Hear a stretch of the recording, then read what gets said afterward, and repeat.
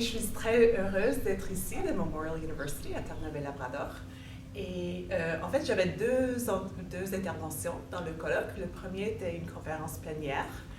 Et dans les deux cas, j'ai présenté mes recherches sur la laïcité transnationale dans la francophonie, sur un projet que je dirige actuellement qui s'appelle le sécularisme en mouvement.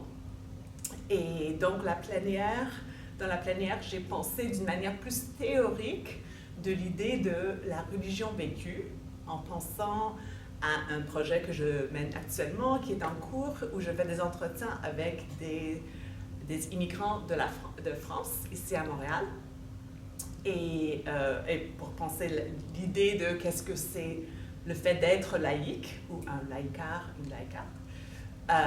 Et le deuxième, c'était une présentation sur une recherche que je mène avec ma collègue Amélie Barras de York University. Et on a regardé la manière, on a fait une comparaison de médias en regardant le traitement dans les pièces d'opinion, 794 pièces d'opinion, qu'on a regardé sur la motion 103, qui était une motion présentée en 2007, et maintenant, en 2023, l'affaire El Gawabi.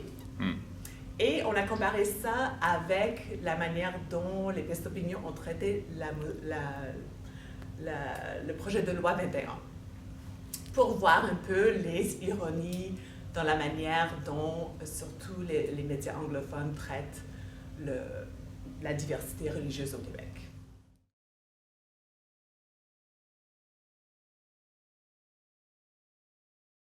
J'ai vraiment le privilège d'être en année sabbatique maintenant de Memorial University et je travaille avec le CIRES à l'Université de Montréal, c'est un centre de recherche.